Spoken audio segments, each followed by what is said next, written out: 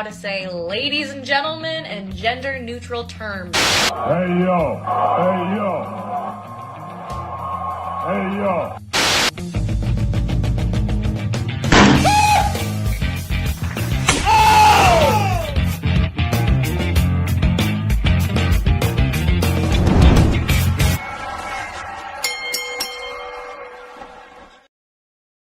The Cowboys and how much I hate them, even the retired. Go ahead, talk about the Cowboys. I can give a fuck. I couldn't stand Michael Irvin's ass when he the playmaker. To hear him run his mouth now, especially when in September when the Cowboys start out 2-0 or they go 5-2. I'm just saying it right now. How about them Cowboys? I told you the Michael Irvin joke here in Philly, right? No. Did I tell you that joke? Derek, this is for you. Okay. Somebody asked me how deep the hatred for Eagles and Cowboys fans goes. Mm-hmm. And I tell them, I was at the game when Michael Irvin's last game in Philadelphia. Oh, Craig, no. At Vet Stadium on that horrible turf. Yeah. Yes. It's sandpaper on top of concrete. That's what they had to play on. Mm-hmm. Well, Michael Irvin, he landed head first and he couldn't move. Mm-hmm. They brought out the stretcher and they wheeled him out. And the fans cheered. I remember, yeah. Yes. And I tell folks this, okay? Yes, we cheered, but we didn't know he was hurt, okay? Mm-hmm. We cheered, yes. Some people were even standing, but we didn't know he was hurt. Mm-hmm. We just thought he was dead. Oh, by the way, Philly fans who claim you guys get a bad rep, he's sitting there not moving while Deion Sanders is praying over his body as he's not moving. Oh yeah, golly. Listen, but that's how deep it goes. Yeah. Once they found out he was alive, it was like, oh shit. Jeez. Yeah, man. One less we got to worry about. I'm not saying any of that shit. Hey, everybody, you're listening to HIAC Talk Radio, the first one of the year. Everything looks new if you're watching. If you're listening, it's going to sound about the same. Sorry. I can't help you there, but you're listening, so I can't help you with that. The more every day you fill me with hate, I grow stronger. There you go. I use it as fuel. Exactly. Yeah. That's how we get through. Not to get exercise or anything, but I do use it as fuel. Hey, Sam's here, everybody. Sam. Wait, where am I? I don't know. So at the end of the show, we're going to do another 10 of Dana's 40 Best of Starrcade. You missed the first 10. Derek, you're going to have to go back and watch because I erased that part of the list. That's the only reason why. It's not that I don't want to talk to you about it. I just erased that part of the list. Sorry. But the first thing I want to do, because I'm sure you saw the reel I put up earlier today, which was Craig waxing poetic about the Jake Paul yes. Anthony Joshua fight, excuse me. Mm-hmm. So I wanted a fighter's take on that because as a fat guy, I couldn't really argue with Craig because I was like, you got it. But I'm going to be honest, I was delighted to watch that go the way it went. It was amazing. I almost woke my house up. There was a guy at my job. He bet me like $50. He's like, Jake Paul's going to win. And I was just like, what logic are you? He's like, oh, well, Anthony Joshua's been knocked out before and he has a weak chin. And I'm just thinking, okay. So that Friday they had the face-off. No, the Thursday before that Friday they had the face-off. And he comes into work because I changed my mind. And I was like, no. I was like, what happened? He goes, oh my God, they look like they're two different species. Like they don't even look like they're the same thing. And I was like, of course, Anthony Joshua's what? He's 6'6", 245 pounds of chiseled muscle.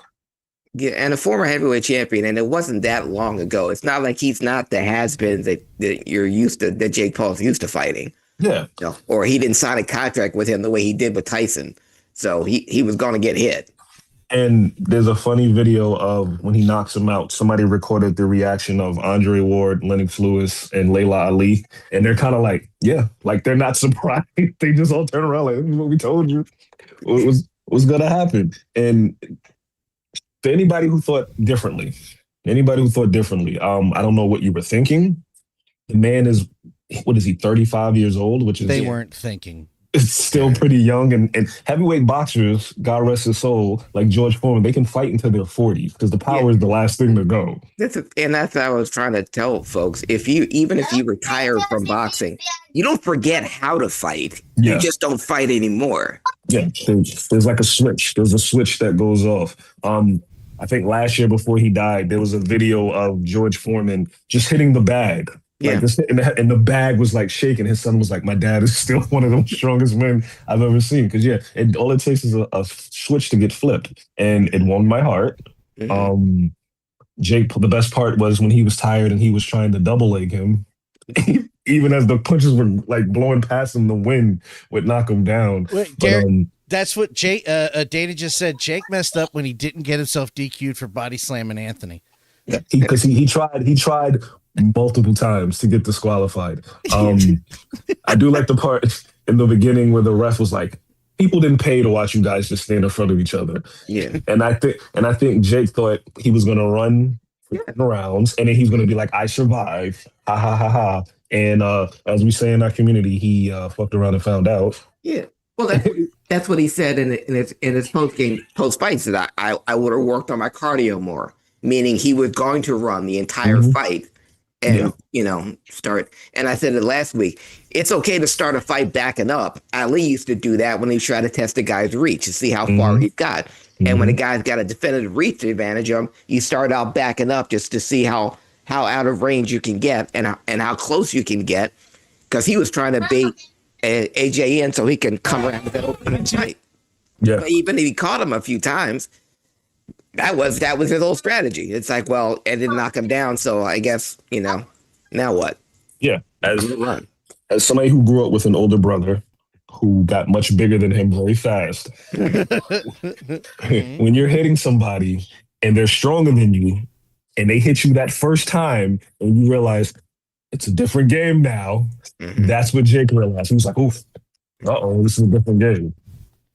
Dude, not to get into the details because it's explicit, but Derek, the video I shared with you guys just now on Facebook about the nice white gentleman who was suggesting that his people are bred for war, not you guys, and the response that fine black gentleman who used to be a Marine gave him was what I was thinking. Like, yeah, until you get hit, and then you're gonna be like, oh, yeah, I've made a mistake. Yeah, it's like on when I was a kid playing Pee Wee football.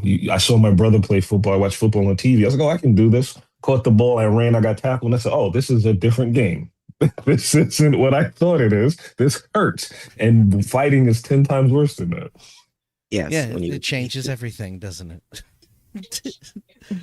Well, with that being said, I'm gonna say something controversial to start off this conversation, and you guys are probably gonna laugh. You might not, but I want you to hear me out when I say this. All right. This is not a serious matter, by the way. I just want to make sure we're on the same page. I'm not getting serious here. If I could be serious for a minute.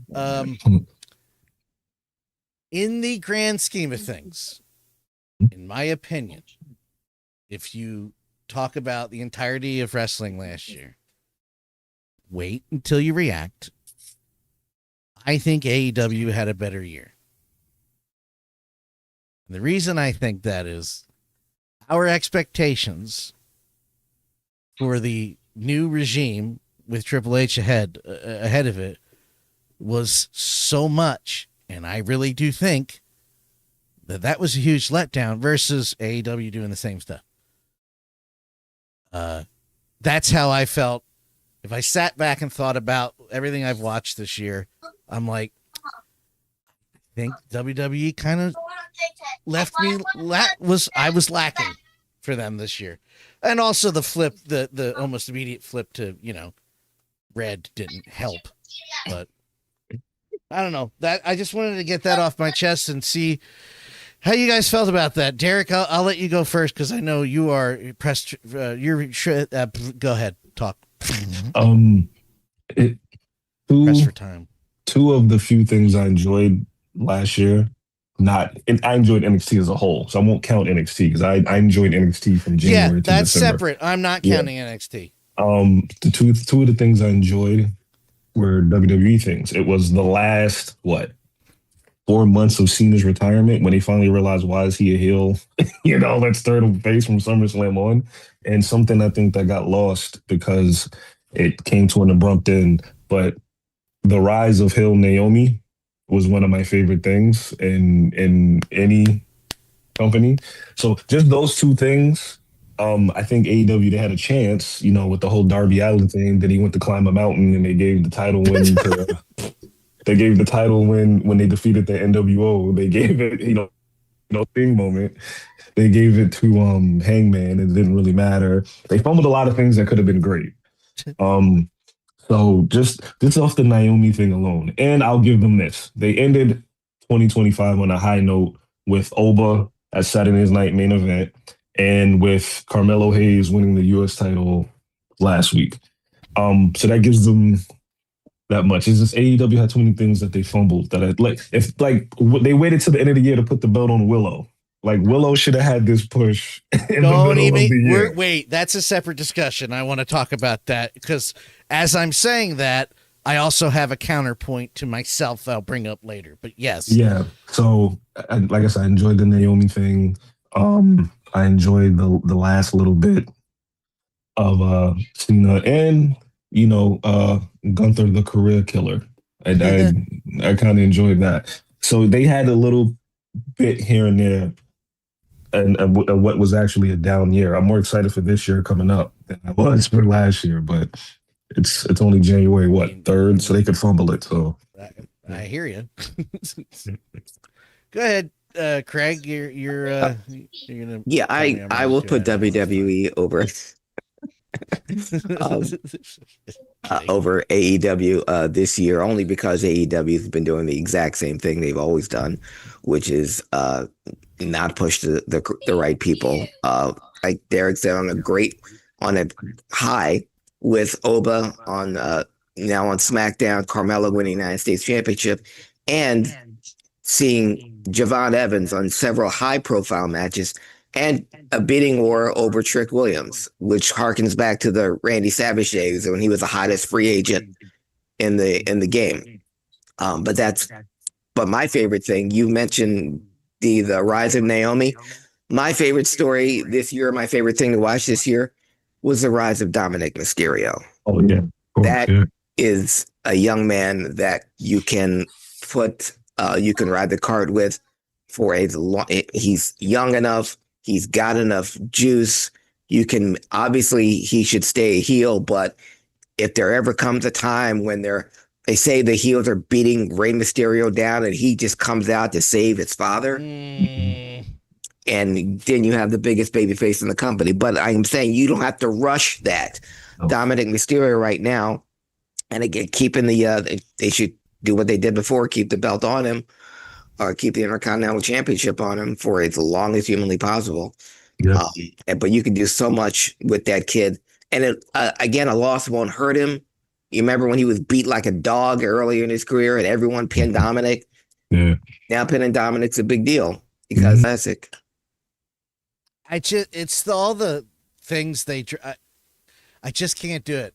I can't do it. I agree with everything you said, but I'm still, 2 for 1, 2 out of 1. We're a democracy. I can't give it to WWE. They dropped too many balls that were gifted to them. Gifted. John Cena thing, the R Killings thing. Naomi, that was an injury. It's not really their fault. I can't. I can't give it to him. I mean, my mind, what I'm saying doesn't matter. I'm just saying that's just, it hurt less in AEW this year, I guess. Dana says, I liked when Mercedes unified the Eastern Montana women's strawweight at the Nova Scotia International Featherweight titles. That was a highlight too. Listen, I loved watching that show because, and I know Dana was probably getting the same vibe I was. They're using the purple yellow from and the old WCW early 90s logo. Mm-hmm. So like the aesthetic was like, all right, cool. I could do this. That was my favorite part of it because I'm a nerd. Now about Mercedes, gentlemen. Mm-hmm. Remember, God, I hate saying this, and I'm not blaming Mercedes. Sasha Banks, Mercedes is awesome, but again, I think it goes back to what we've been talking about for 2 goddamn years, or actually 7 with AEW. We were talking about why is she winning all these titles? What's going to happen? Why is my voice cracking like that? Are they going to do something with it? And the answer is no. She's just going to lose them. I was about to say, did they? Yeah, I was about to say she's just losing, right? Just like that. I am over the moon that Willow Nightingale won. Mm-hmm. I am furious that it happened on December 31st, 2025. Yeah. When everybody else was busy and not at a show. It just happened. Mm-hmm. I'm really, really aggravated they did not give Willow and therefore Mercedes the big show moment. They didn't. Yeah. They didn't. I'm sorry. That's not good. TV's not good. Oh, is everybody watch it? No, it's not good enough in my opinion. I hated it. And I saw something where they said her contract expires January of next year. Uh-huh. So all it just tells me is she's probably going to beat Statlander for that belt. She'll hold it majority of the year, and then they'll decide what they want to do with her. But yeah, and even when it seemed like they were going to tell a story where she was upset that she had lost the interim title, whatever it was, I'm like, oh, they're going to, and they just dropped it, and she just kept losing, and that was it. Her losing and getting mad isn't a story. That's not a story at all. That's a reaction. And they built it up for so much. They could have did so much, and they did nothing with it. I don't understand AEW's aversion to putting beasts over. Well, She's bigger than all the other girls. Why is she not? I'm not talking about weight. I'm talking about she's bigger than. Why are we still not pulling the trigger on her? Why are we not pulling the trigger on Nyla Rose? Yeah, they should have done that day one. Yep. With her, Nyla Rose had awesome Kong vibes to her, and that's someone you can build around. That's something you can build around. Even if you want to point out, I said, even Jim Cornette agreed with me. Make that the issue. If you're, especially in our social climate, her being trans, turn that into an angle. How it's not fair, how it's unfair. You have a natural heel right there. Yeah. Or you go with it. You go the other way with it. Yes, she's trans and she's killing everybody. Exactly. As is now a bad time to ask about Toni Storm. I give her points for standing out. Well, that was my final point, and the only person that gets a flawless pass, in my opinion, is Toni Storm. Well, in the second. No, it's not a bad time. No, Toni Storm is amazing. Yeah, that's the one complaint I don't have about is anything Toni Storm did, except for I need her. I think I said it on Twitter, which I've got access to again. But I'm gonna say it again. I want her on TV like Hogan in WCW in the 90s. I want every other segment to be Toni Storm. Segments. Playing three segments. Yes, shove it in my face. That's not what I meant, but I'm going to keep it there. Pause. She might like that. But the problem I'm not is, her type. The problem is in that company, when you get to a certain level, it's like you hit the glass ceiling, and that's it. It's like you reached here, and then there's no, like MJF. Everybody's glad he's back, but he's still MJF. He's doing the same thing he was doing 2 years ago. there's no next level. And it seems like Tony has hit that plateau now where they was like, oh, this is a good thing. Let's not build on it. Let's just keep it a good thing. Yeah, well, no one. Go ahead. I was gonna say no one AEW really is allowed to get bigger than the company. It's like they're afraid of mainstream success, even though they have mainstream stars on their roster that you would think, your world champion was in the highest rated Netflix show on Netflix of the year. You would think that would mean something. You would think that you had the previous belt owner was on the highest rated show on Peacock on the year on Twisted Metal. And had him walking the red carpet. Think how great that would look with him having a belt standing next to these stars from, these major motion picture stars. But no, they don't want, they're afraid of, it goes back to earlier this summer when Adam Copeland was on the Kelly Ripa show, the Kelly Ripa morning show. And because he had a part in the Percy Jackson movie, but didn't mention AEW one time. The whole time he was there. I get it. He's there to plug a movie, but hey, what else do you do, Adam? Yeah. How'd you get this role? That kind of thing. Yeah. So it doesn't surprise me, the AEW, that there's a glass ceiling with AEW because they never want to get anyone. They don't. It's like they're allergic to wanting their stars to be mainstream stars as much as they need ratings and people to look at their product. You're not going to get any new fans. They're content with having their old fans, which is how you lose a wrestling company and how you lose interest by not creating new fans. Dana says, Tony versus the Dungeon of Temple of Doom. Yeah. I mean, give it something. Plug in that he is Hades. Oh, yeah. He's Hades in the God of War. Okay. Who is? That's right. Who is? Who's Hades in God of War? Did I miss something? Is he talking? No, not Adam. Adam's not Hades. Oh, no, it's MJF. Oh, MJF is Hades in God of War? Is he? Oh. I don't know what Mr. Will gave. What are you talking about, Mr. Will? Will, what are you talking about? Adam Copeland is Hades and Percy Jackson. Oh yeah. I was quiet because I was looking it up. Like God of War. Yeah, I don't watch it. Oh no, he's not in God of War. He's Hades, the God of War. The God of War. Okay. Yeah. Is that out yet? Remember when the WWE people would go film stuff? They would have a little segment of them filming it, and they would talk to them on the set of the show that they were, or the movie that they were filming. Yeah. About it. And that was a long process because originally they didn't want that. Vince didn't want his wrestlers going other projects. Yeah. One of the reasons why, and even his father, when Hogan left because he wanted to do a movie, he got fired. When Jesse did Predator, whoa. Going back to what Will said, apparently we're on season 2. Percy Jackson. Yeah. Okay. Yeah, that's why Adam's been gone for so long. He's so bad. Oh. Now that's great. They didn't tell anybody that, but there you go with the promotion. Yeah. I had no idea. I don't got cable. I didn't see any. I don't got cable. I don't have cable. I didn't see any commercials. So I'm taking. Wow, that's embarrassing. Thank you, Will. Remember, people was like, "Oh, maybe he left the company to go fight Cena," because all he said was, "I need to go home and find myself," and that was the last he was heard of on TV. Yeah, and that's where the rumors went crazy about who John Cena's last opponent would be, and or Edge was going to show up in Washington anyway, even if he wasn't wrestling, he was just going to be at ringside. Yes. Yeah, that's kind of incredible.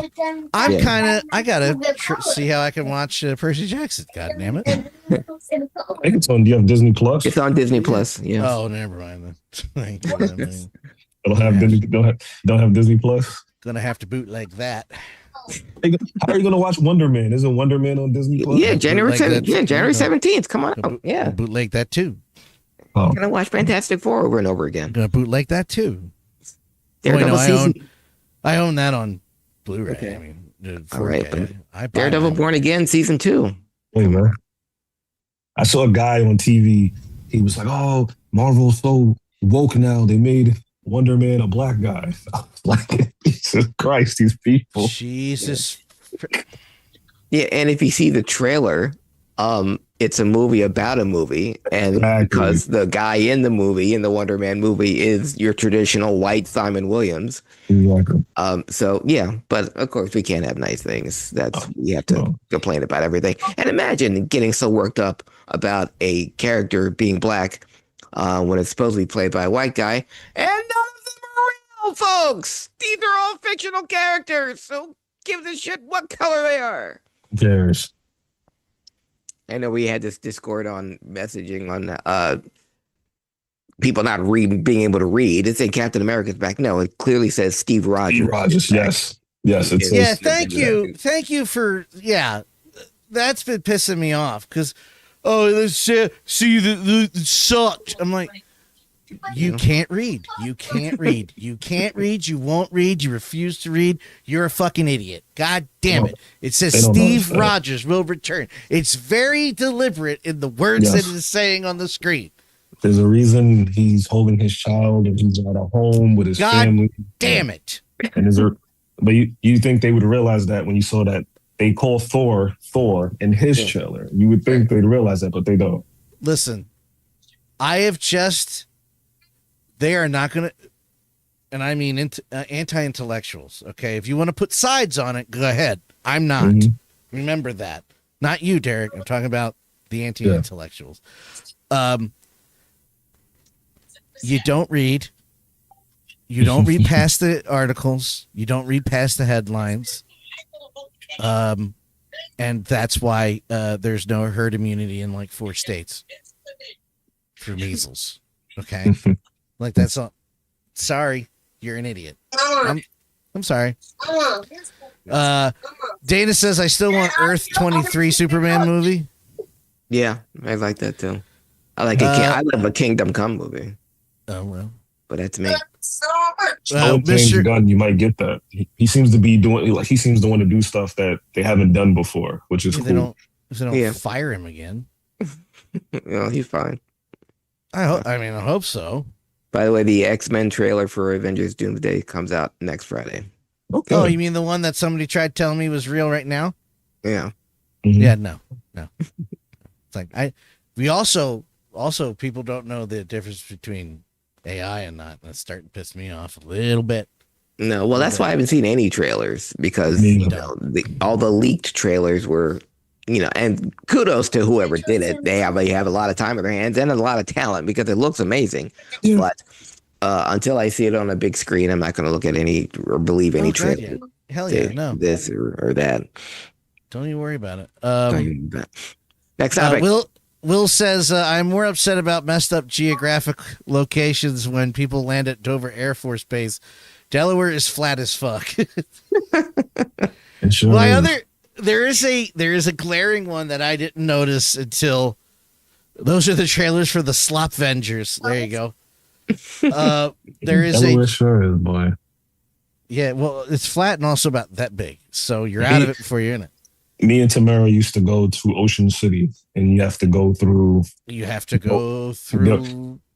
it's like this. It's nothing but farmland. And then before you know it, you're out of it. Like, oh, okay. Yeah, that was it. It is literally shaped like the white supremacist hand gesture. Yes. And They're also, not. I'm not saying they are. I'm saying that's the shape. It's a hand motion that I can't do anymore, and I won't do anymore. Yeah, I won't characterize Dover, but it looks. If you are a brother in the 50s, Dover looks like someplace you might not want to stop. It's like you might want to ride right through. I have friends that live in Newcastle, and I have friends that live in Wilmington. There's some good spots in Delaware. Yes. It's home of the tax-free shopping. There's also some not good shots in Delaware that usually on cops in the 90s. And that's exactly what it looks like. Cops in the 90s. That's a good description. I know. That in Newark, New Jersey. Not Newark, Delaware. Newark, New Jersey. Mm-hmm. Those were fun. Delaware is where I place Metropolis. I think you're right. Yeah. Because Philly is Gotham, right? I thought what? Gotham is New York. Gotham's New York.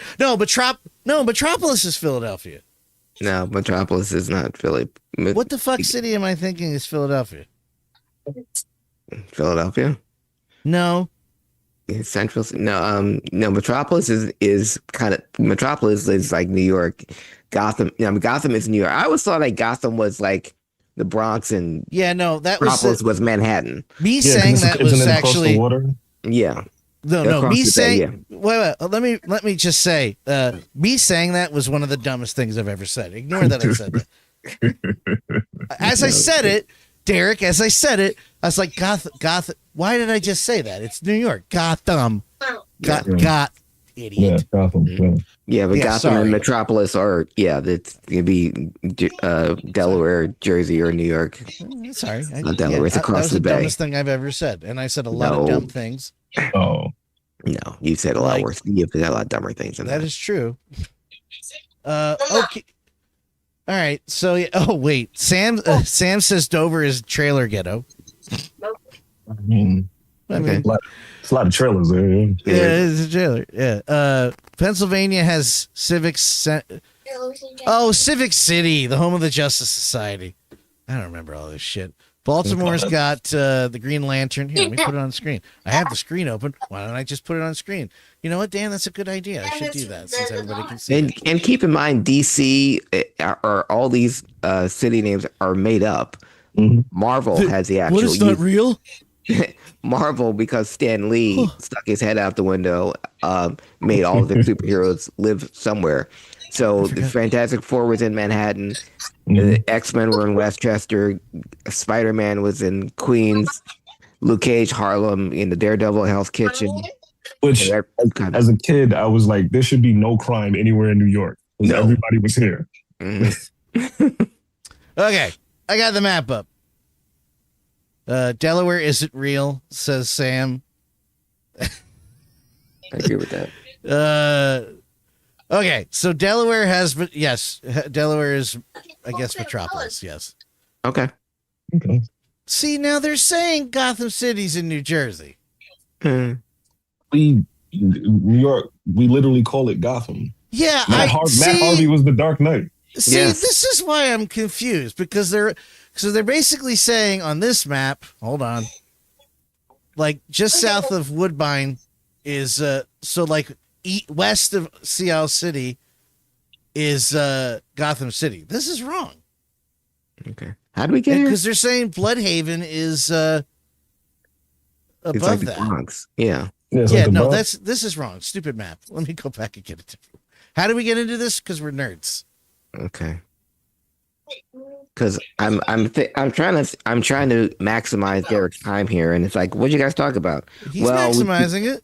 Did we get to Gotham City. did we get to the year-end stuff? No, we were talking about Metropolis and Gotham, and We talked- and That was on the today's year-end map. stuff. We did year-end stuff. Did you have any? Okay, Craig, what would you like to move on to? I'll give you the floor. Me? I mean, yeah, no sarcasm. I'm saying, go for it. No, I wanted to give a shout out because this cocksuck of a year was horrible and the things that were taken from us. But I do want to recognize the people that we lost in 2025. Obviously the big move was Hogan just because of the national press it got. But we also lost some great personalities in wrestling. We lost Bill Mercer, who longtime world class ring announcer. He was also in Iron Claw. He was mentioned a lot. We lost Bob Caudle, another, and both of those guys were in their 90s. I think Bill Mercer was 99, Bob Caudle was 97. Wow. They had nice long lives, and it goes right by. But we lost Sabu. Oh yeah, that's right. Which Are we was, sure we lost him, or we think he just didn't show up? Kayfabe, brother. By the way, I'm keeping it kayfabe. That was just a. Yeah. I have nothing bad to say about Sabu. That was just a joke, No, and he probably laughed too.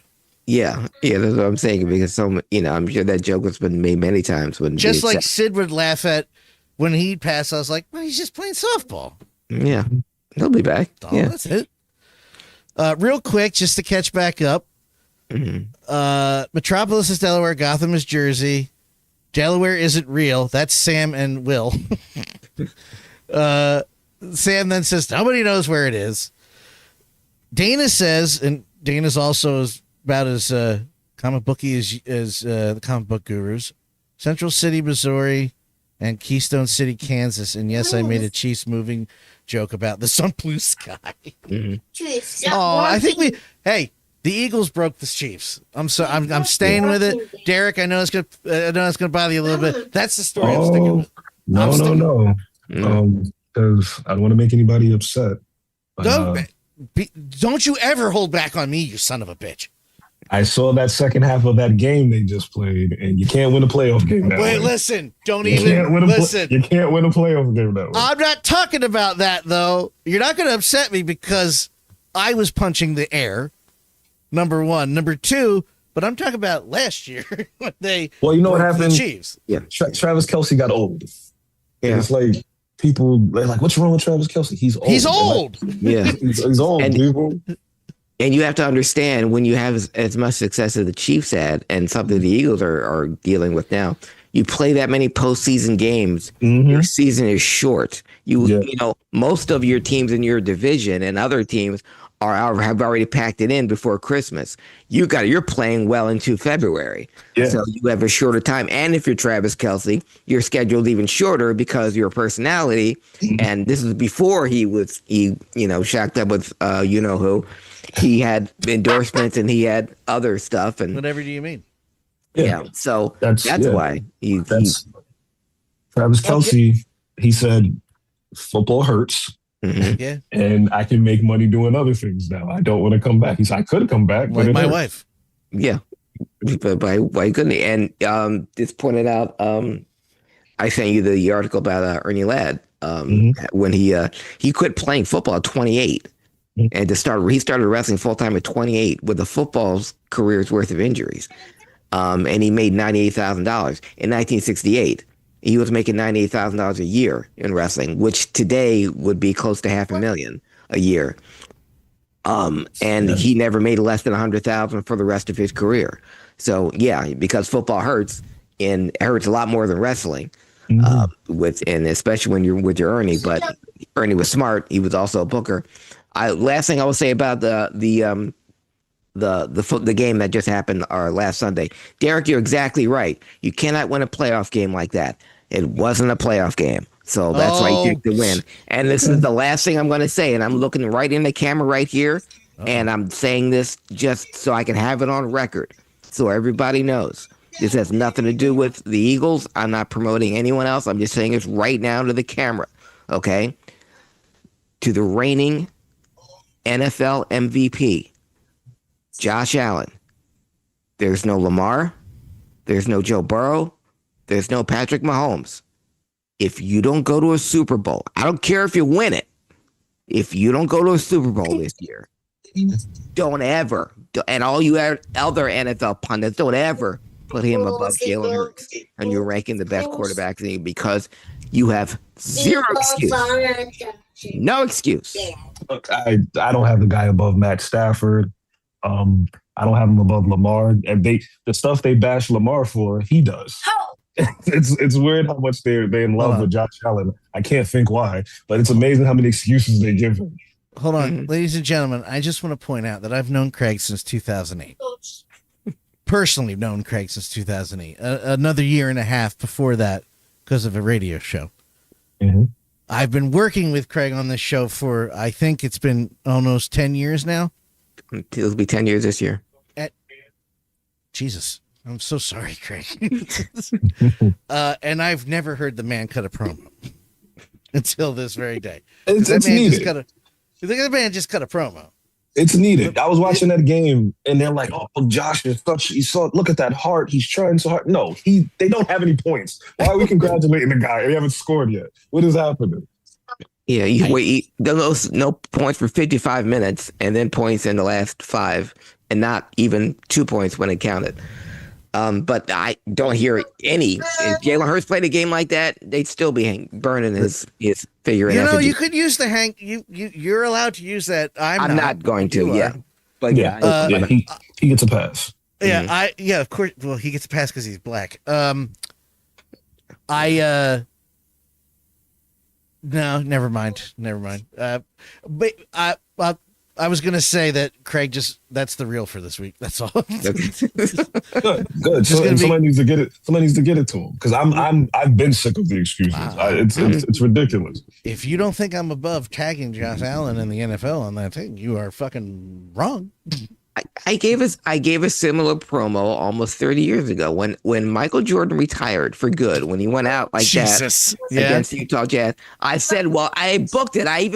There was before I even knew it was a promo. I said to all of my friends, any basketball fan I knew, if the NBA Finals next year isn't the Indiana Pacers versus the Utah Jazz, then you guys are frauds, because the only two teams that were better than you was the Bulls. And if there's no Bulls, there's no Michael, there's no excuse for Indiana Pacers or the Utah Jazz not being in the NBA Finals the following year. And neither one of them did it. Yeah, the Pacers lost to the Knicks. We thought we had a shot, and then we ran into that Tim Duncan guy. That's what happened. That's what happened. I do want to just put a PS to this real quick and say, Dana says, the Chiefs weren't the same after Ken murdered Drake at halftime. And then Misty says, hey, we lost Drake this year as well. Yeah. I mean, to be fair, the Chiefs, this is going to get pretty dark. The Chiefs weren't the same after Andy Reid's son got into that car accident. Like, that was like, that was it. Like, that was, yeah. To be serious for a second, you're probably right. Yeah. You don't know what that does. Mm-hmm. You don't know what any incident or any life moment does to somebody mentally. Like, you have no idea. No, like when the guy from the NFL Man of the Year, I forget his name, when the Falcons were playing in the Super Bowl, and the day before the Super Bowl, he got caught soliciting a prostitute. Oh, yeah. It's like you just come in the locker the next day, like, what are we doing? What's going on? You got to be careful.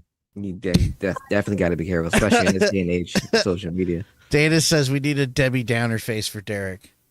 I'll work on that for next time. I'm talking about my Knicks. Yeah. No. You have plenty to be happy about. Yeah. Well, you know. Andy Reid's a good guy. Hey, he is a good guy. Listen, my mom, the last thing I'll say, Craig, and I'll let you take it back over for a second.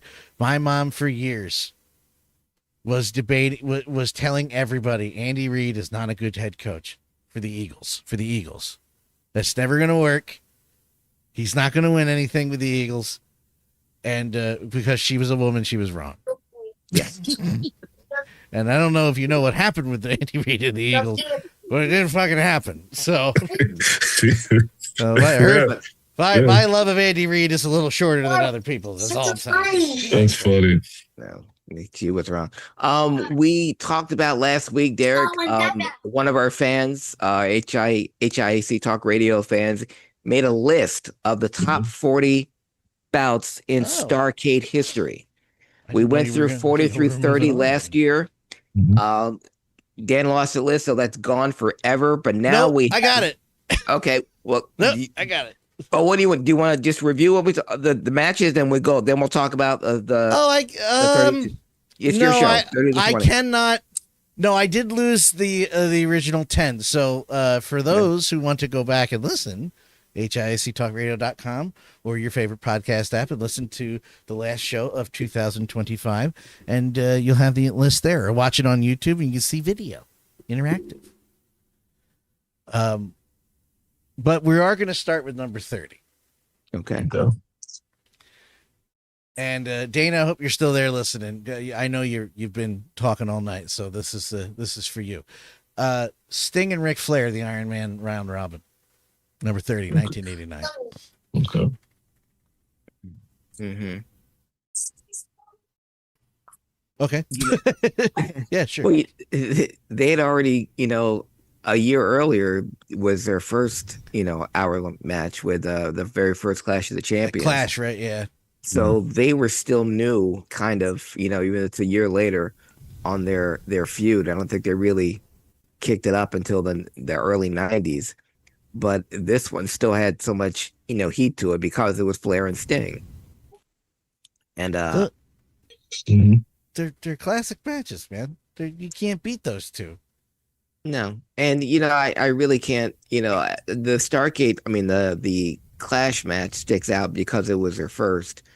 Just two dudes that had it together. Yeah. They just, we don't know what it was other than the fact that Ric Flair was one of the greatest in the ring to do it. And somehow Sting became another great. Like, we don't know what Sting is. We don't know what he does. He does this and does that. That's what he does. Yeah. He does this, he does that. Yeah. Can I tell you?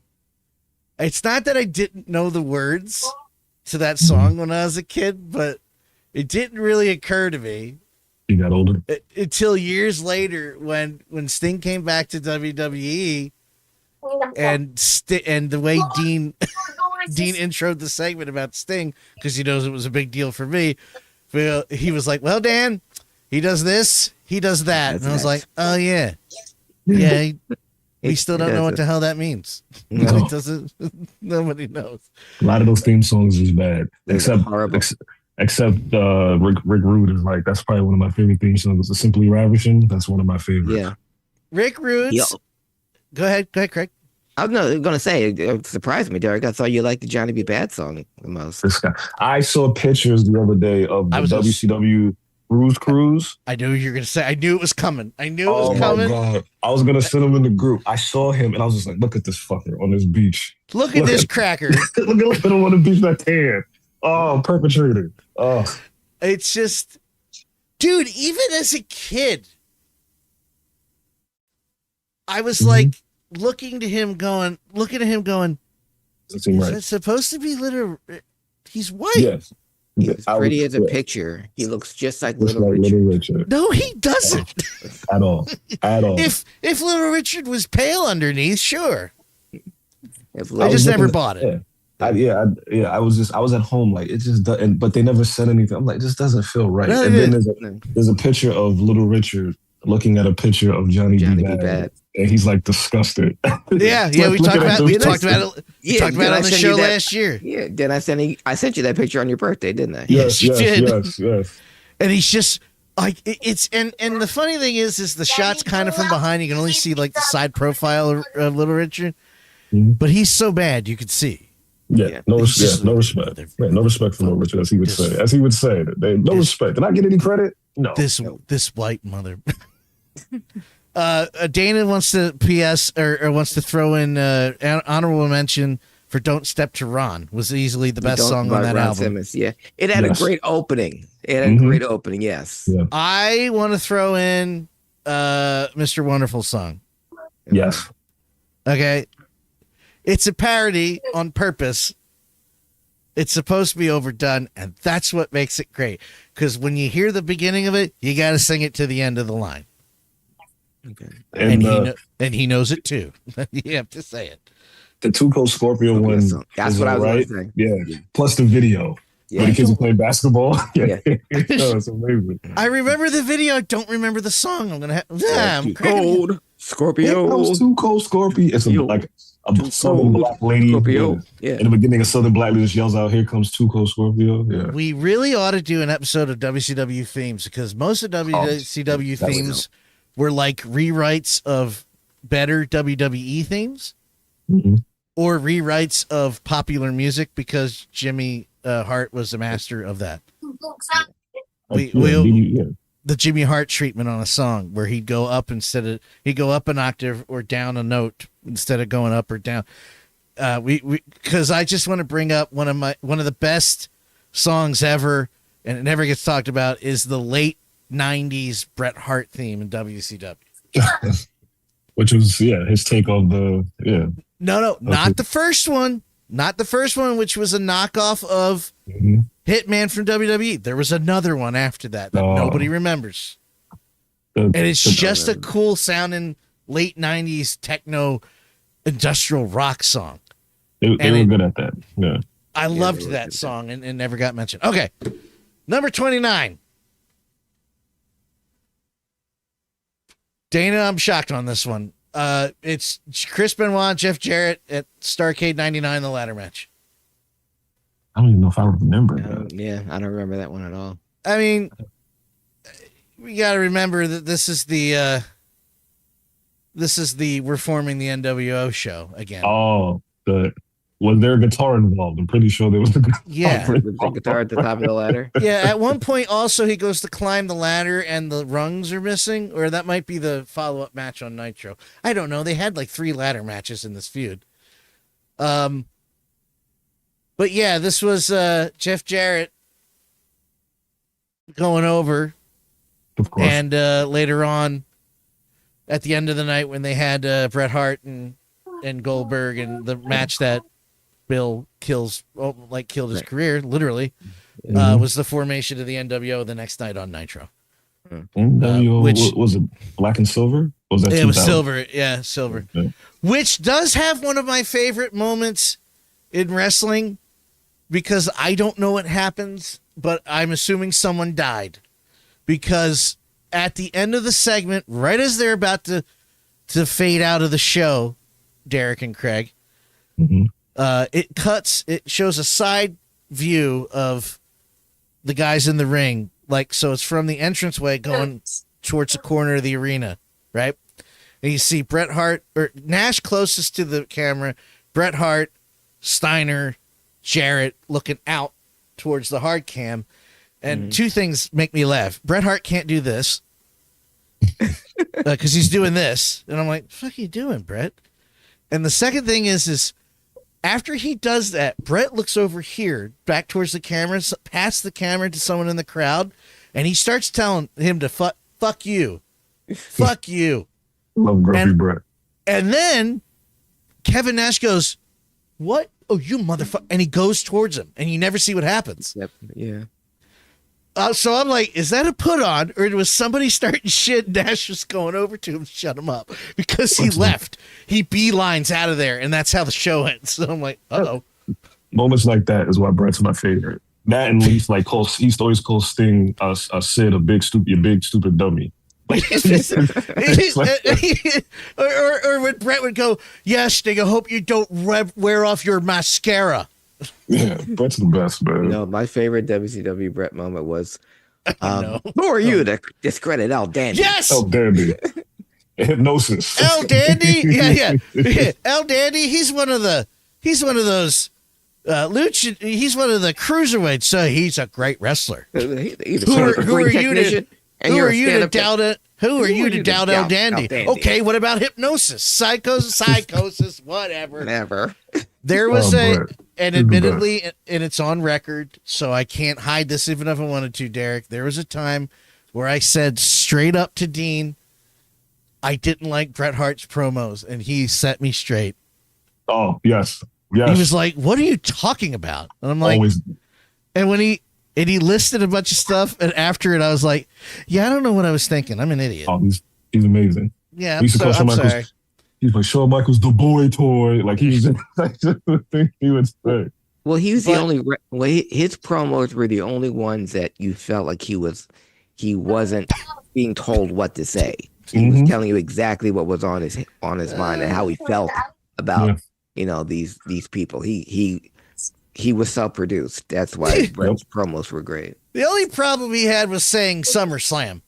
Yeah. Oh, the SummerSlam.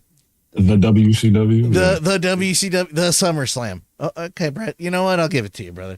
You could tie me up in a pretzel anyway, so sure. That's my guy. Yeah. Bret's a man. 1983, number 28, 1983. Assassins versus Bugsy McGraw and Rufus R. Jones. That should have been way down on that list. Wow.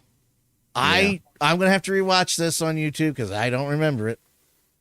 And rightfully so, because you had with Bugsy and Rufus, you had two of the worst workers there. Great over the top personalities, great baby faces. You know, the Assassins, one of them, Jody Hamilton, was at the end of his career. I forget who the other one was. I think it was Tom Renesto. You got to go, D? Yeah. Yeah. So that was a forgettable match. Fans loved it, but it was hard to watch. I remember being excited because it was the culmination of a feud between Bugsy and the Assassins, but it's hardly anything worse. Derek, do you have to go? Yeah. Okay. All right. Thank you, sir. We got through most of the show, and I heard the things I wanted to get from you the most about the fights and the end of the year thing. Exactly what I wanted.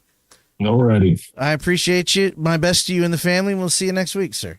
Yes, sir. You guys take it easy, man. Yeah. Happy Good night. New Year, Derek. Happy New Year. See you, brother. Derek McDonald, ladies and gentlemen. Derek. Okay. I'm gonna have to rewatch Starrcade '83 because admittedly a lot of it. Well, I was not 1 year old. Okay. Sorry, Dana. Number 27, 1988, NWA United States Tag Team Championship. Kevin Sullivan and Steve Williams versus Bobby Fulton and Tommy Rogers. Winner Sullivan and Williams pinfall. Yeah. The United States Tag Team Championship. Yeah. Do you? Fantastic. Go ahead. I have a question before you Yes. go into. Do you, when I mention a match, do you see it in your head, all of them? Because people don't know that you. This is not a gimmick. Craig is not like. Not that he's not dumb, but he doesn't have the ADHD that I do to have 4 screens going while he's doing the show. He's watching the screen, looking at me for cues, and he's doing the show. I got 6 things going. So I'm like, I just want to point out, the man's got an encyclopedic knowledge of television, period. I mean, I want to remind you, he has a one-man show about television. Yeah.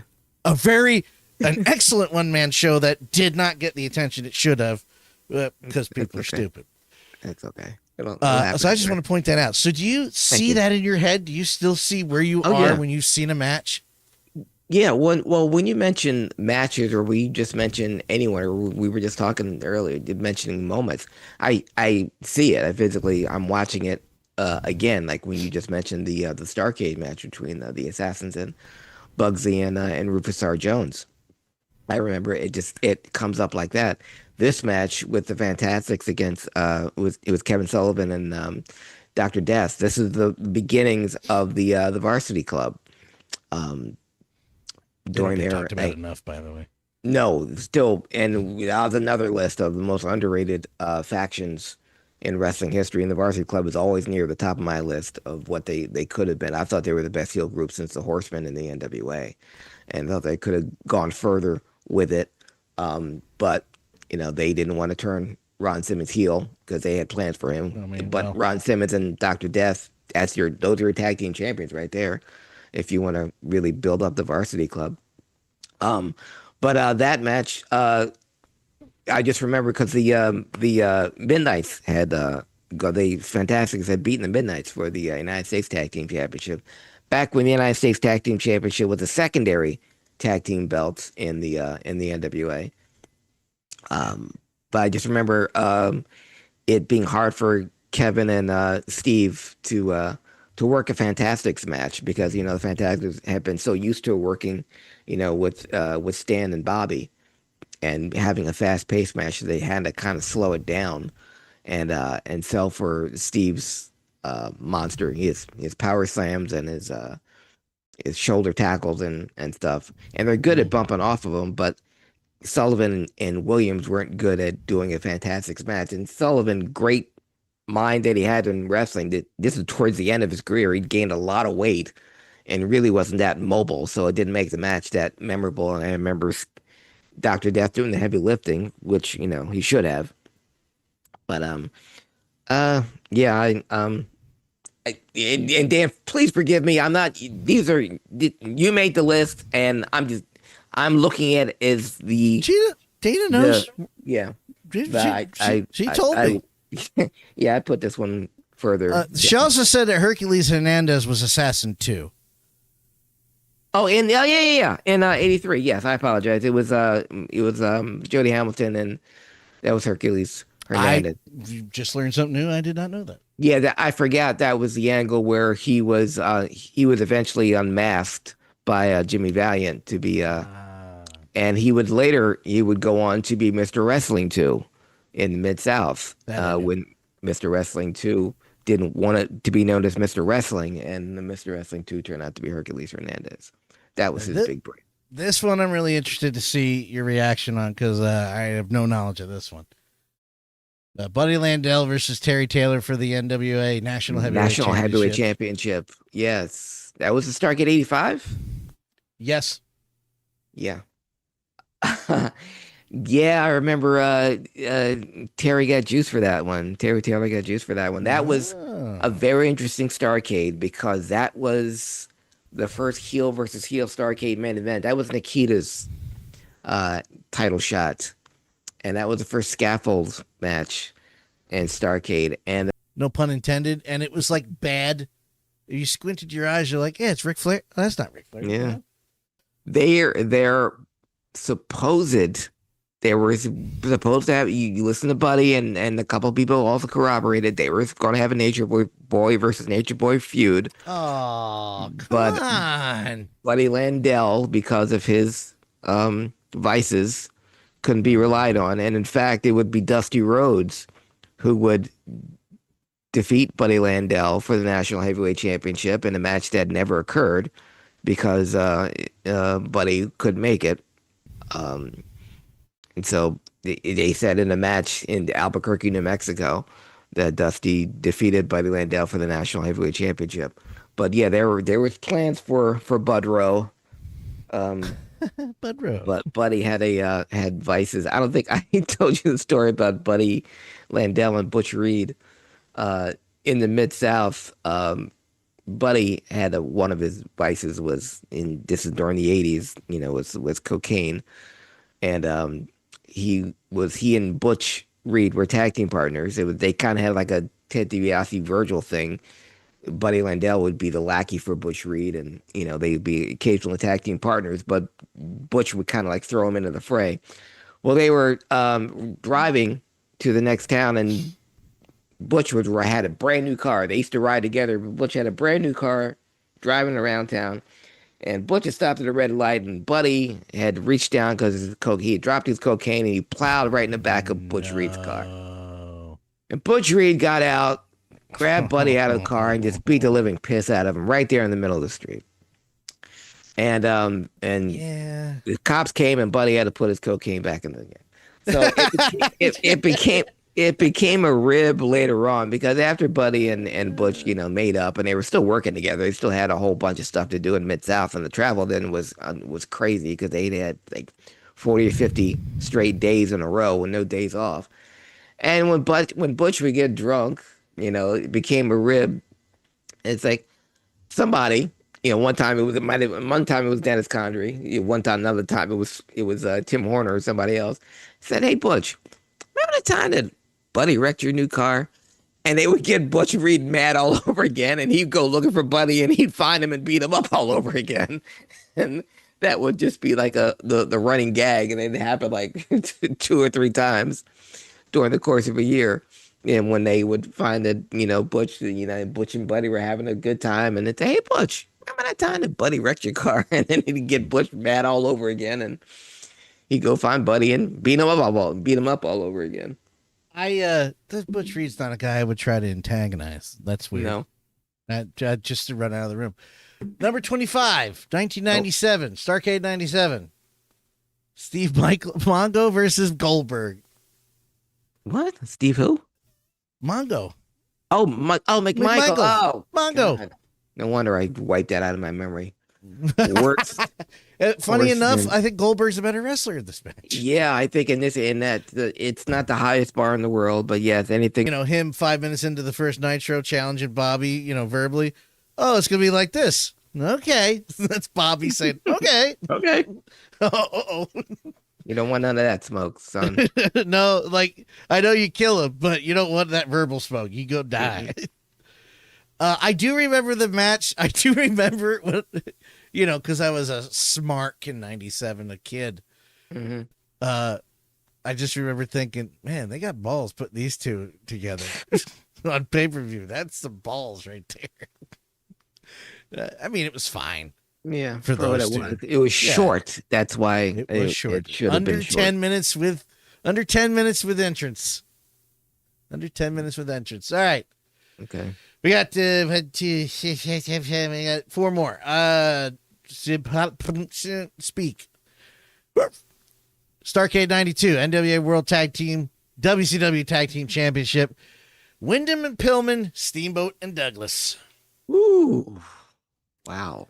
Yeah, that was a good one. The Ricky Steamboat Shane Douglas tag team. Really good. This is part of the Ricky Steamboat mentoring tour. First it was Shane, and later on it would be Dustin Rhodes. This was a damn good match just because of the four men involved. All four of That's those why I guys can't could find go. any of it to play. Yeah. 92 was tough for me because I actually had to buy the pay-per-view, which I couldn't afford. And the cable box was bigger than the TV I was watching. But just watching these guys go. And I remember thinking that Shane Douglas, I hope they give him a push because them putting in with Steamboat was great for him because I always thought there was something there. But really, really good match. Putting in with Steamboat, great. Putting in with Johnny Ace, not great. No. God, But I hate those two together. And Wyndham and Pillman was an interesting because individually, obviously, two of the best, but they weren't an This is effective Horseman tag team. Pillman, right? 92. Yeah. No, this was pre-Hollywood Blonde Pillman. This is Pillman. Oh, okay. This is Gotcha. Pillman just turning heel. Oh, yeah. I'm going backwards. Jesus. Sorry. No, it's okay. No, because Pillman had a lot of on it aliases today. in WCW. You know, this is pre-Hollywood Blondes, and pre-Horseman Pillman. But How long- Go ahead, Craig. Finish what you're saying. Sorry. No, this was just, and I think Pillman might have even been a substitute for someone else. I don't remember who it was for, because they would lose it to Wyndham and Dustin Rhodes. So Pillman might have been substituting for Dustin Rhodes. But yeah, great match. Dana says that 1992 Pillman had just turned heel. Yeah, that's what it was. Because he just turned on Brad Armstrong. That son of a bitch. You leave Brad alone. All right. Oh, boy. I'm not going to name all the contestants. It's 1991's Battle Bowl 2 Ring Battle Royal. Ugh. Sting the winner. Dana, I value our friendship very much. Listen, we're hitting on 10 years of Ghostbusters Answer the Call. We've known each other 10 years off and on the internet. I hate this fucking. I love you. I love you dearly. I love your support. I love that you kept in touch. I love that you will randomly tweet me things. It warms my heart very much. I mean that very sincerely. I fucking hate Battle Bowl so goddamn much. Yeah. Oh, it's one of the things. I mean, listen, I was over the moon. Because over the moon, what am I, 40, born in the 40s? I was, ecstatic when Sting won anything. Yeah. But I'll watch all the War Games over Battle Bowl. A lot. Like, I just, bleh. Yeah. Bleh, with a side of bleh. Yeah, I hate a Starrcade being gimmick, but that's what they had. Yeah, I mean, that's Turner Entertainment at that point. Yeah, that could have been number 40 for me. It could have been not on the goddamn list. It's true. I'm joking with you, Dana. I love you too. Yeah, only because it's not a traditional match. That's all. Sincerely, Dana, I love you too. She said. Yeah, I do. I love you. And I don't remember it being especially memorable. Well, Sting beating Luger at the end. Memorable for me because fuck you, Lex. Kayfabe. There, we saw 30 seconds of it. I'm putting it off now. And ironically, number 22 is 1992 Battle Bowl. The winner was Muda. Okay. Yeah. Was it? Did he go over Flair in that one, or who did he? I believe he did. Okay. I believe he did. I'm about to bring it up, and I will tell you. But there it is. I love that the stuff is on YouTube too. Netflix my ass. No, it's is that Barry? Is Barry Windham? It's Muda and Barry at the end. Okay. Yeah, it's him and Wyndham at the end. Wow. Wait. Yeah. Okay. Fair was finishing up in the WWF. That's right. He Yeah. was ending his time in WWF at the time. Mm-hmm. Which I also want to point out that people always go, well, Vince was mad because wasn't trusting Brett because if he goes to WCW, they'll take the title with him. Like, you did it first, dude. Yeah. Nobody remembers that. They always spin the story that WCW did it with the. There it was. Drop kicked his ass straight over that ring. Boom. Muda and Sting had the best drop kicks in the 90s. Yes. Because Muda did it look like he had like full force behind it, and Sting could do it like 7 feet in the air. Yeah. Nope, it's gone. It's guy totally the drop kick threw me off. What was I saying? Yeah. That WCW wasn't the first to. Oh yeah. So when Flair's first appearance on, I believe it was Prime. It was Superstars, probably. Superstars, yeah. Well, the belt made its appearance before Flair. Yeah. Yeah, he had the belt for a while, but then he the real world's heavyweight champion, and holds up the belt. I'm like, Vince, it started there, man. You did it first. You had big gold. I just want to point that out. I agree with this one because I remember loving the hell out of this match, and I was not a big fan. And I have an extra tidbit from Dana about this man coming up. But number 21 and the last one of this week, Starrcade 87 for the NWA World Heavyweight Championship in a cage. Hands of Steel, Ronnie Garvin, Ric Flair. Saw that Thanksgiving night, 1987, at the Philadelphia Civic Center on closed circuit television. And believe me, it was in December, but it was hot as nuts in there. I guarantee it. Yeah.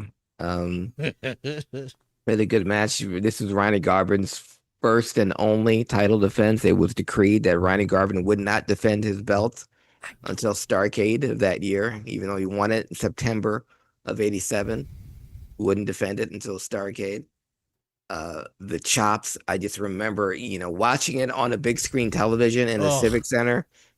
Even the chops echoed through those halls. Both of those men delivered to each other. The skin just coming off the chest, but yeah, it was Chicago. The Night of the Skywalkers was the other main event. But really, the town that the Starrcade that killed the Carolinas, they took it out of the Carolinas. They had it in Chicago. They were trying to, expand. They didn't sell out the building, even though they had a great crowd. But it was only available, elsewhere on closed circuit TV. There was no pay-per-view back then, and it was great. It's a really good. All of their matches were good. They're just hard hitting. Just really. The first time I saw that match was. Do you remember the best of WCW videotapes that came out in the late 90s? First time I saw that match. Okay. And because I would have started watching when I was 6, so about 89. And I still ask, why didn't they push Ron? What do I not know? Well, you don't. Well, the idea to put Ronnie Garvin as their NWA champion was not a popular among with other people. Dusty was a booker, and he had plans or who should be the NWA champion. He was going for the United States title against Luger on that one, but he wanted to, because you have to understand, Magnum, that was his spot, even though Magnum had been in the car accident. Yeah, that's right. The year prior, October of 86, Magnum was going to have the Starrcade bout against Jimmy Garvin, and Starrcade 86 and 87 was going to be the big push for the Magnum Ric Flair title change at Starrcade 87. Of all, was according to plan. Of course, everyone's staying healthy and all that. But who would it be? Dusty wanted Ricky Morton. Oh wow. Because he had, been doing some incredible bouts with Flair and during the Great American Bash that year in singles matches. They sold out, a couple stadiums. They got, 15, 20,000 folks there, and Ricky was an amazing babyface. But he didn't want to break up the Rock and Roll Express like that. And Ricky certainly didn't want to do that. Barry Windham honestly didn't want it. Even if it was going to be a short time, um, He's like, didn't want nah, no yeah thanks. the pressure of being NWA champion. And which is odd because for someone who has been picked as a future NWA champion pretty much since birth, because he was so good in 1987, it's really would be hard to find anyone who was a better in-ring performer than Barry Windham in 1987. But he didn't want it. So Ron Simmons wasn't ready. Mm. That's the thing. We were only 6 months before Sting's Clash of the Champions in Yeah. March of '88. So Ronnie Garvin was the guy. They started pushing him really hard, making these vignette videos of him working out, of him talking about him being a legit 20-year vet in wrestling. They couldn't show any of his old footage, but Yeah. the decision was for it to be Ronnie Garvin, even though he was going to be a transitional champion. It was just to give Flair a break, and why they made the ridiculous decision to have Ronnie win it in September of '87 and him not defend it until Starrcade. They gave him time to build it up, um, and it'll be like after he retains against Flair, he'll go on his whirlwind tour in 1988, being the most fightingest NWA champion of all time.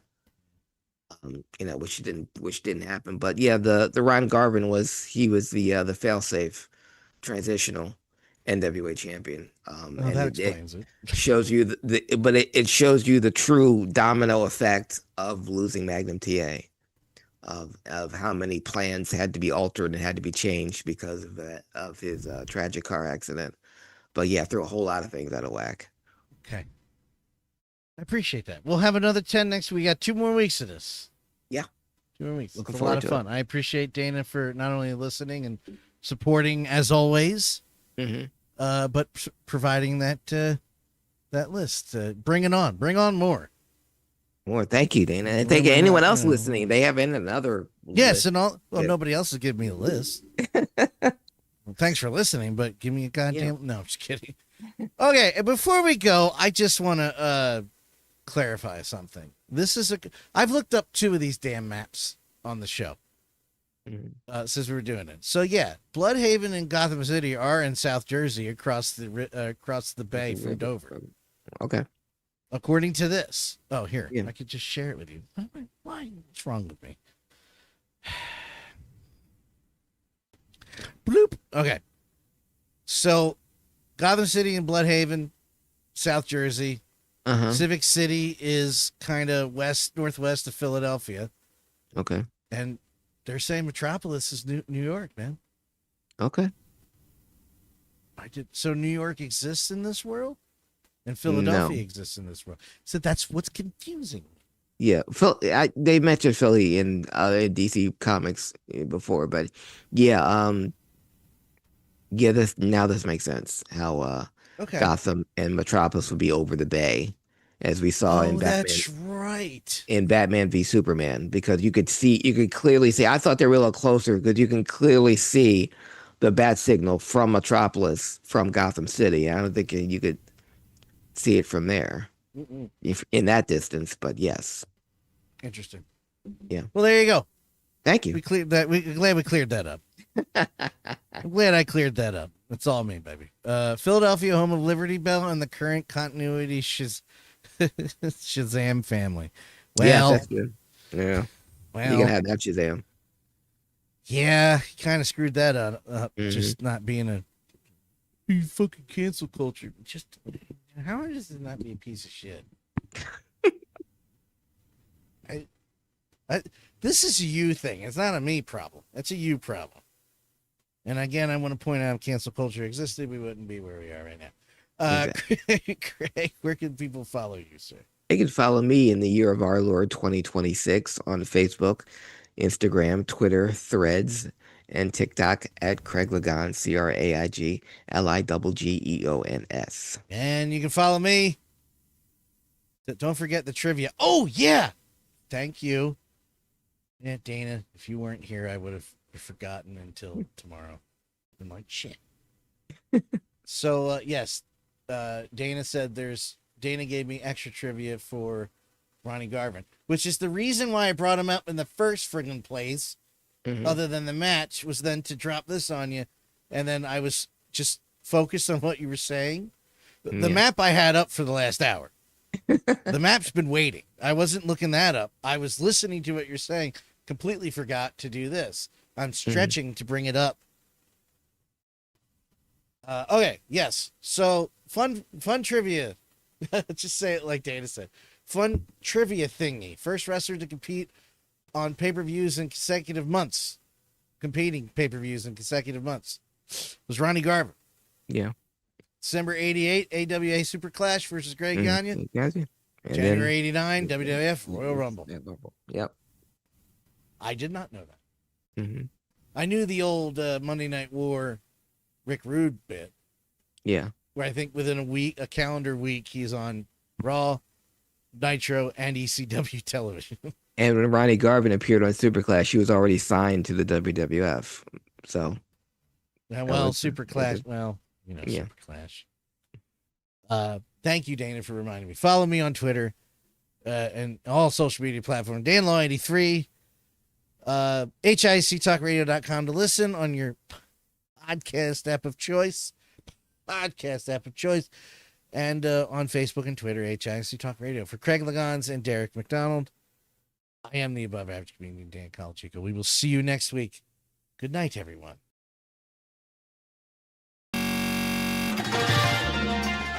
And there you have it. It's the end of the show.